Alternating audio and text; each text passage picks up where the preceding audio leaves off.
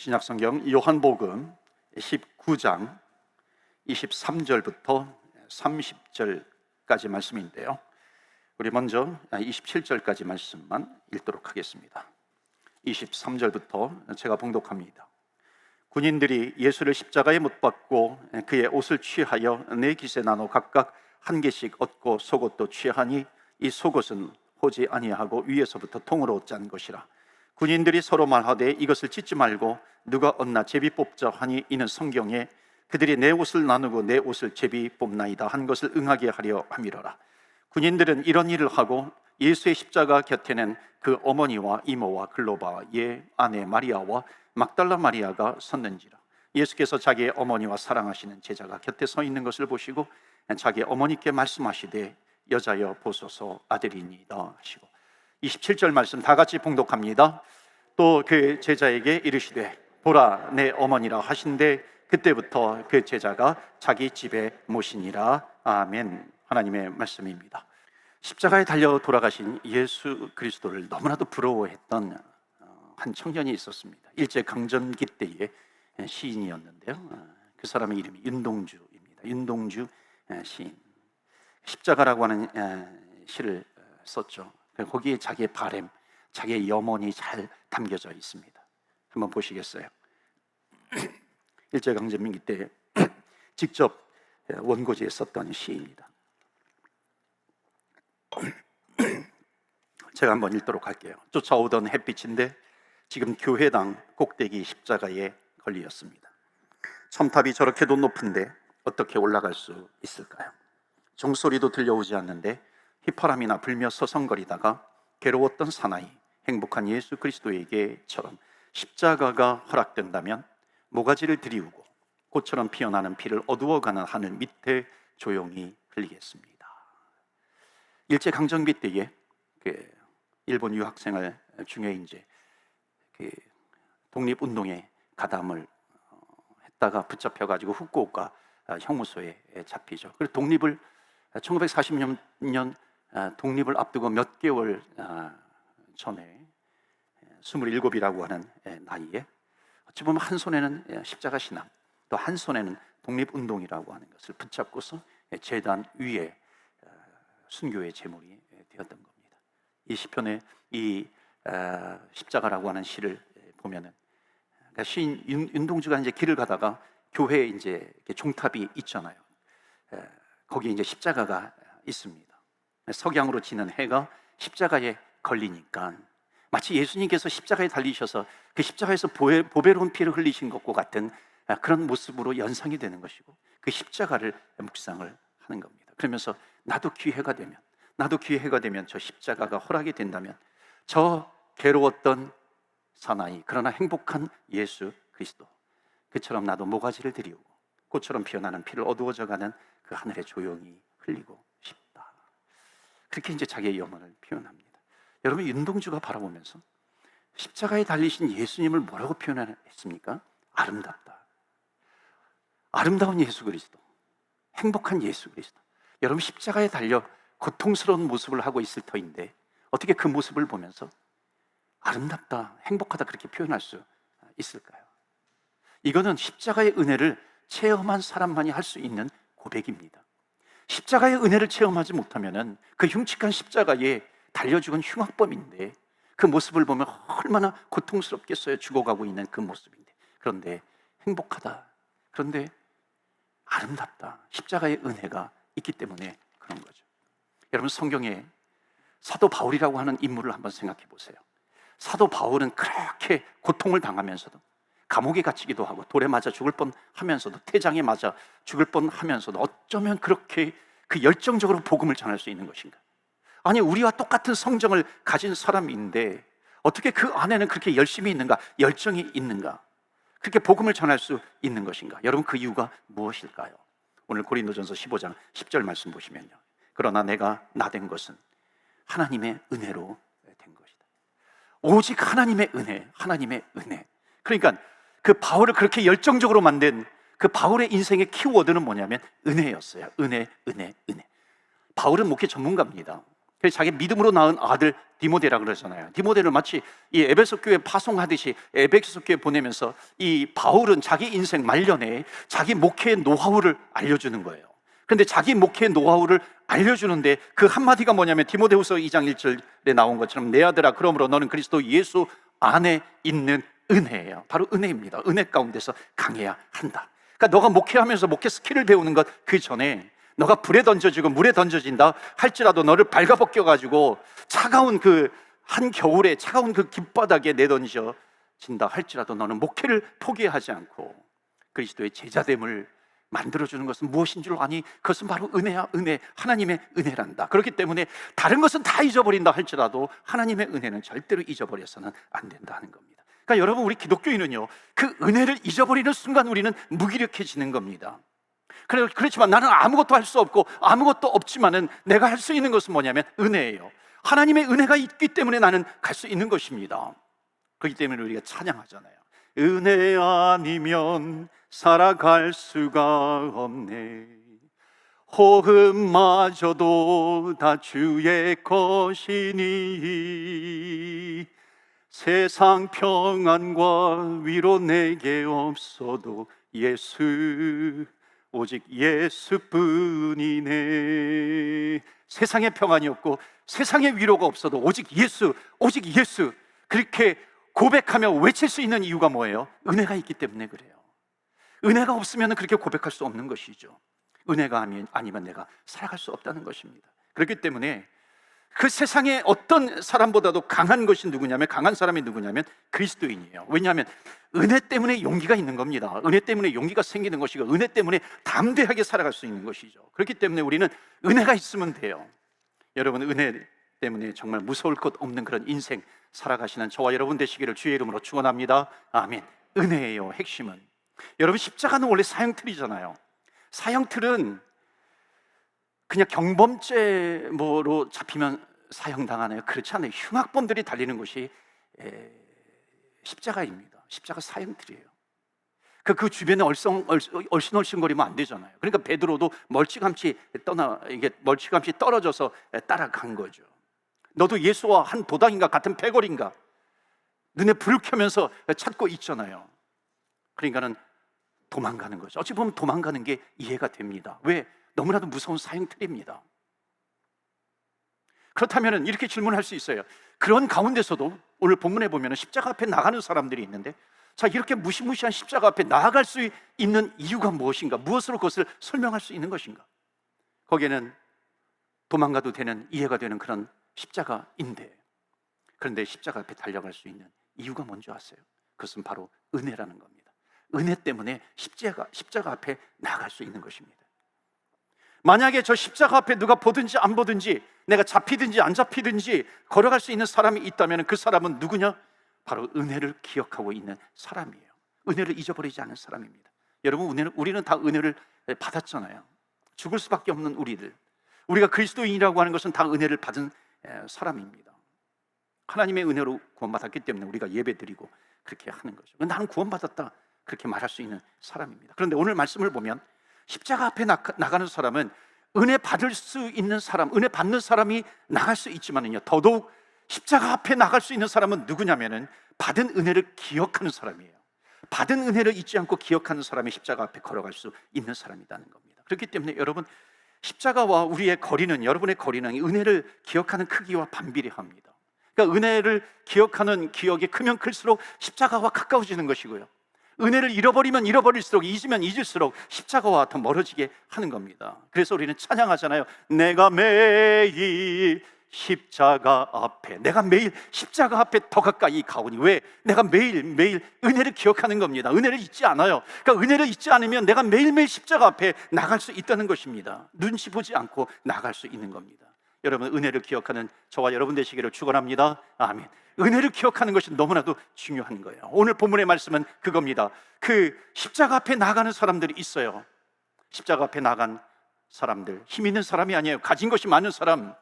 나는 가진 것이 있기 때문에 나는 그 십자가 앞에 나갈 수 있어, 누구도 나를 붙잡지 못해, 그런 사람이 아니라 십자가 앞에 나간 사람은 여자 4명이었습니다. 이 당시에 여자라고 하는 것은요, 존재감이 없어요. 그런 여자 4명이 십자가 앞에 갑니다. 25절 보시겠어요? 예수의 십자가 곁에는 그 어머니와 동정녀 마리아입니다. 이모와 이제 다른 데서는 살로메라고 되어 있습니다. 글로바의 아내 마리아, 막달라 마리아가 여인 4명이 갔습니다. 여러분, 이 4명의 공통점이 뭔지 아세요? 그것은 은혜를 받았고 은혜를 기억한 사람입니다. 그렇기 때문에 가장 강한 사람은 누구냐면, 가진 것이 아니라, 그걸로 판단하는 것이 아니라 은혜를 기억하는 사람이에요. 은혜를 기억하는 사람이 강한 사람입니다. 은혜를 기억하는 사람이 십자가 앞에 나갈 수 있는 사람들입니다. 여러분, 동정녀 마리아 보시겠어요?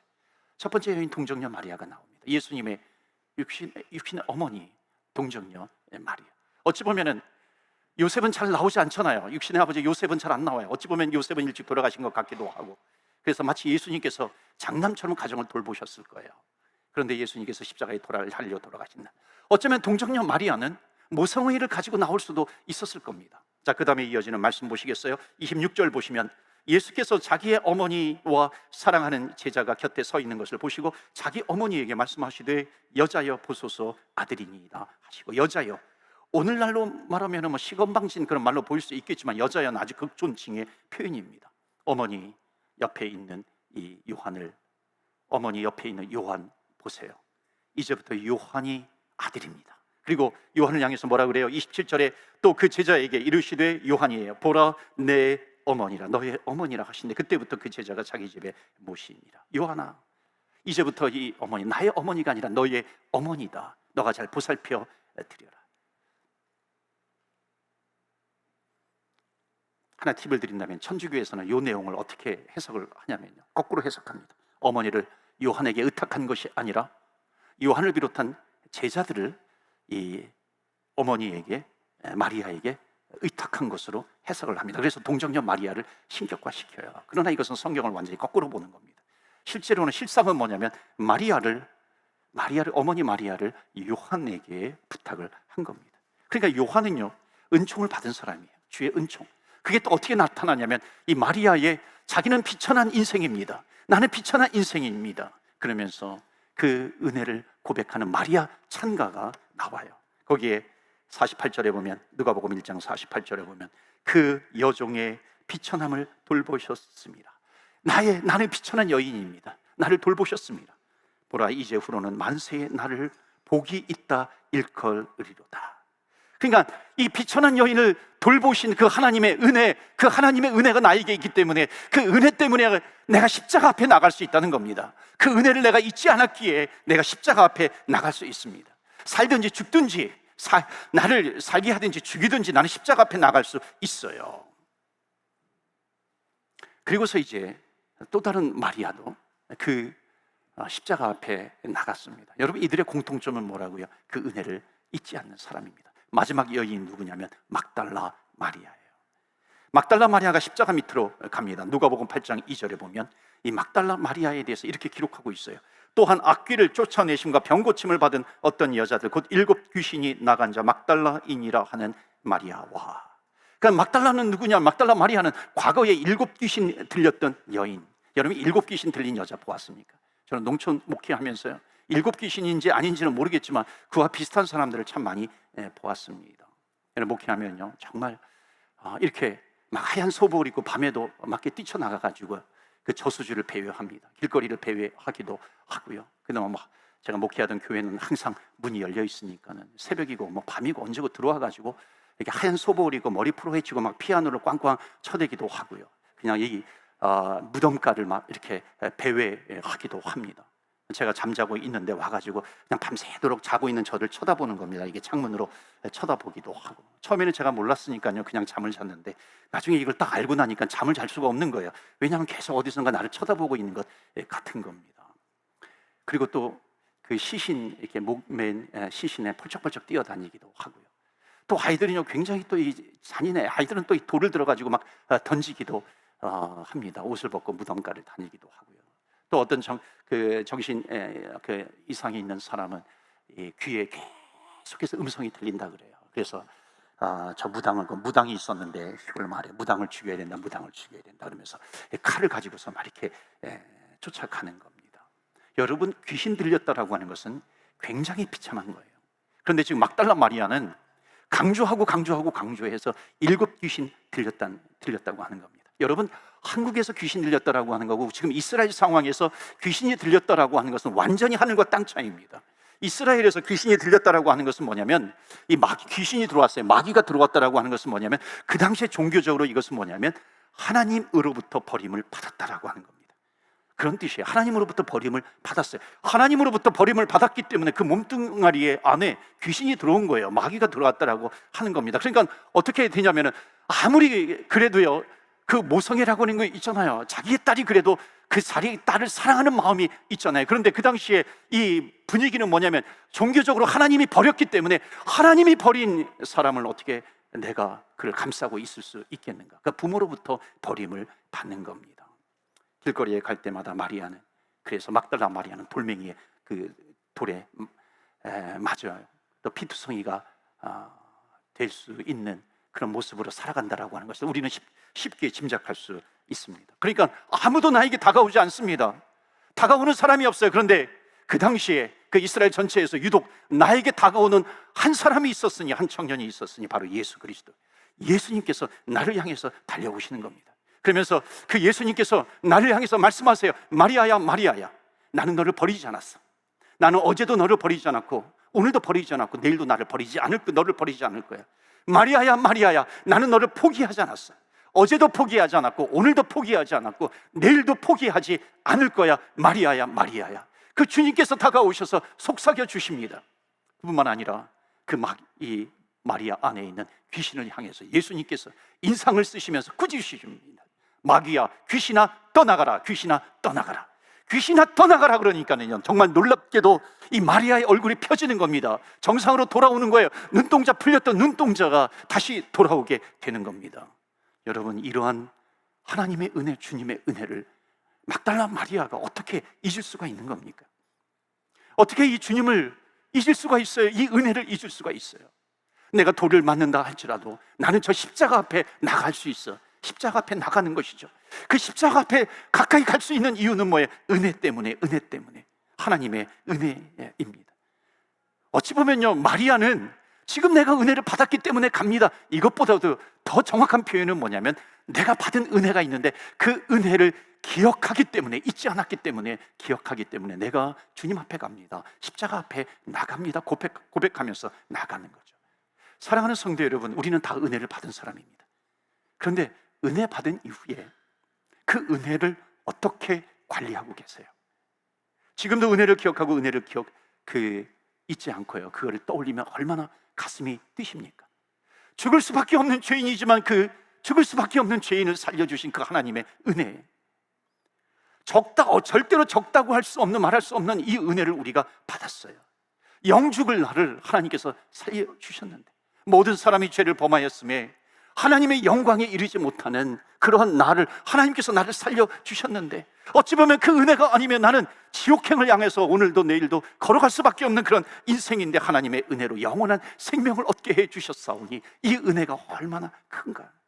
여러분, 은혜를 기억하는 사람은요, 그래서 신앙생활이 어렵지 않습니다. 왜? 하나님께서 나에게 베풀어 주시는 이 큰 은혜가 있는데. 그러니까 은혜를 기억하기 때문에 주님께 나가요. 내가 시간이 없어요, 내가 가진 것이 없다 해도, 여러분, 내가 시간이 많다고 해가지고 충성하는 게 아니잖아요. 내가 가진 것이 많다고 하나님께 드리는 것이 아니잖아요. 누가 드려요? 은혜를 기억하는 사람이 충성하는 겁니다. 은혜를 기억하는 사람이 주님 앞에 드리는 겁니다. 나를 살려주신 그 주님의 은혜, 내 하루의 시간을 보면 타이트한 24시간이 나에게 있어요. 그런데 그 타이트한 24시간임에도 불구하고 그것과 주님께서 나에게 베풀어 주신 그 은혜를 비교해 보면 그 타이트한 시간 24시간은 아무것도 아니에요, 그 은혜에 비하면. 그렇기 때문에 우리는 그 은혜 때문에, 하나님께서 나에게 주신 그 은혜 때문에 주님 앞에 십자가 앞에 나아갈 수 있는 것입니다. 때로는 우리는 그러지 않아요?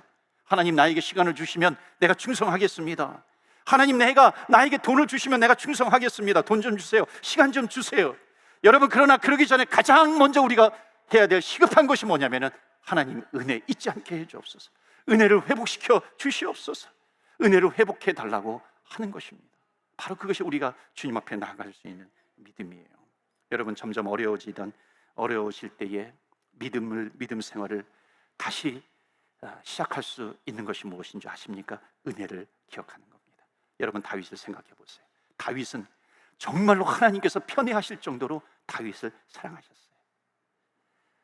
내 마음에 합한 자, 내 마음에 합한 자. 여러분, 은혜가 떨어지면요, 은혜의 창고에 은혜가 떨어지면 우리는 갈급해지잖아요. 그런데 이 다윗을 향해서 내 마음에 합한 자, 내 마음에 합한 자. 왜 그런지 아십니까? 다윗은 하나님께서 나에게 주신 은혜를 절대로 잊지 않았어요. 다윗이 왕이 됐어요. 여러분, 다윗 왕이 되면은요, 과거 청산 작업에 들어가잖아요. 자기 자신을 영화롭게 하잖아요. 그런데 다윗은 왕이 됐음에도 불구하고 항상 기억하는 것이 뭐예요? 자기의 목동 시절을 기억합니다. 그때 베풀어 주셨던 하나님의 은혜. 이제 왕이 등극했어요. 왕에 등극해서 왕국으로 이 궁궐로 들어가는데, 궁궐로 들어가기 전에 이 다윗은 성막으로 갑니다. 성막으로 가면서 하나님 앞에 기도드리죠. 주님, 제가 무엇이간데, 우리 집이 무엇이간데 나를 인도해 주셨습니까?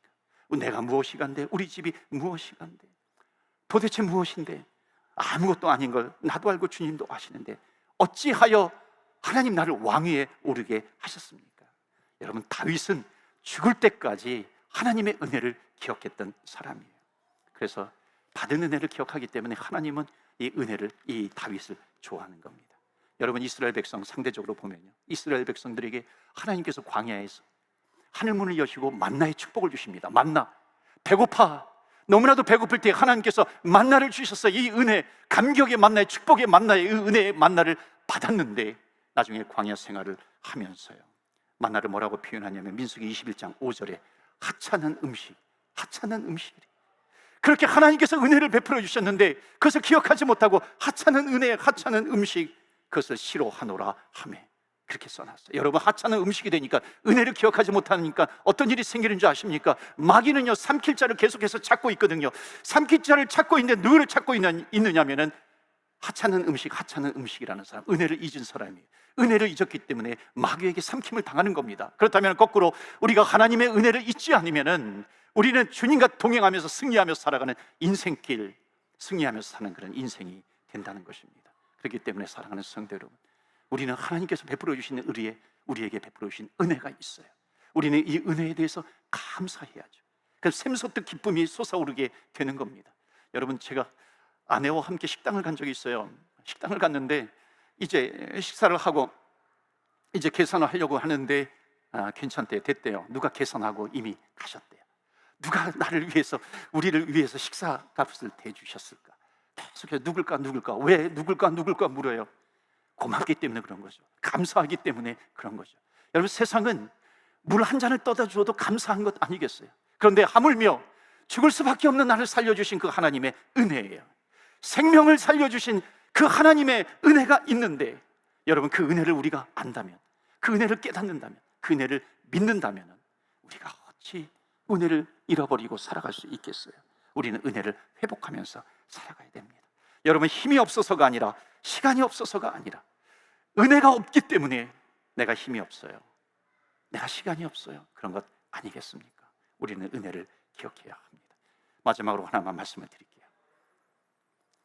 신앙이라고 하는 것은요, 신앙이라고 하는 것은 한번 생각해 보시겠어요? 내려오는 에스컬레이터를 타는 것이다. 신앙이라고 하는 것은 내려오고 있는 에스컬레이터, 올라가는 에스컬레이터가 있고 내려오는 에스컬레이터가 있습니다. 신앙이라고 하는 것은 내려오는 에스컬레이터를 타는 것이다. 여러분, 내려오는 에스컬레이터 타고서 내가 가만히 있으면요, 그 에스컬레이터는 계속해서 내려가게 됩니다. 어느 어머니가 쇼핑몰에서 자기 아이를 잃었어요. 자기 아이를 잃었는데 내가 지금 에스컬레이터를 타고서 올라가야 되는데 보니까 에스컬레이터가 망가졌어요. 스탑이 된 거예요. 계단으로 올라가야 되는데 너무 시간이 많이 걸려요. 엘리베이터를 타려면 또 저기로 가야 돼요. 너무 시간이 많이 걸려요. 그러니까 어떻게 하냐면 이 어머니가 자기 아이를 빨리 찾으려고, 붙잡으려고 껑충 튀어서 내려오는 엘리베이터를 탄 거예요. 내려오는 엘리베이터를 타니까 어떻게 돼요? 엘리베이터는 계속 내려오잖아요. 그러니까 자기는 열심히 뛰는 겁니다. 내려오는 엘리베이터보다 더 열심히 뛰어서 결국 올라가가지고 잃어버렸던 자기 아이를 꽉 부둥켜 안고 엉엉엉 기쁨의 눈물을 흘리는 겁니다. 여러분, 다시 한번 말씀드릴게요. 신앙은 세상을 향해서 내려오는 엘리베이터를 타는 것이다. 여러분, 내가 신앙생활에 내가 은혜를 받은 것 같아요. 그런데 나는 가만히 있어요. 나는 가만히 있으면요, 나는 내 신앙을 유지할 수 있겠지? 아니에요. 내 신앙은 계속해서 내려가는 겁니다. 그렇기 때문에 우리는 어떻게 해야 돼요? 뛰어야 돼요. 올라가야 돼요. 그것이 무엇입니까? 하나님께서 나에게 베풀어 주시는 은혜를 기억하는 겁니다. 하나님의 은혜를 기억하고 주님의 손을 붙잡고 계속해서 달려갈 길 최선을 다해서 달려가는 겁니다. 무슨 힘으로? 은혜의 힘으로, 은혜의 힘으로. 그래서 우리가 해야 될 것은 뭐냐면 하나님께서 나에게 베풀어 주셨던 그 은혜를 기억하는 것입니다. 사랑하는 성도 여러분, 하나님께서 우리에게 한 주간을 또 허락해 주셨어요. 나에게 베풀어 주신 수많은 은혜들이 있습니다. 그 은혜들을 잊지 않고 기억할 때마다 내 안에서 샘솟듯 솟아오르는 기쁨이 있을 것입니다. 주님과 함께 동행하면서 한 주간 살아가실 때에 기쁨이 샘솟듯 솟아오르는 저와 여러분의 한 주간의 승리의 삶이 되시기를 예수님 이름으로 축원합니다. 아멘. 우리가 살면서 잊어버리는 것이 얼마나 많습니까? 그래, 절대로 잃어버려서는 안 되는 것, 잊어서는 안 되는 것, 바로 은혜입니다. 은혜를 붙잡으면 은혜 안에 모든 것이 다 담겨져 있습니다. 하나님, 은혜를 받았냐 묻지 않습니다. 받은 은혜를 기억하냐, 받은 은혜를 기억하냐. 여러분, 우리는 받은 은혜를 기억해야 합니다. 막달라 마리아처럼 담대하게 십자가 앞에, 주님 앞에 담대히 나아갈 수 있는 것입니다. 그래서 오늘 우리 다시 한번 기도합니다. 하나님, 주여, 잃어버렸던 은혜 제 안에서 물밀듯이 다시 밀려오게 해 주시옵소서. 하나님, 그 은혜로 살아가게 하여 주시옵소서. 우리 다 같이 합심해서 기도합니다.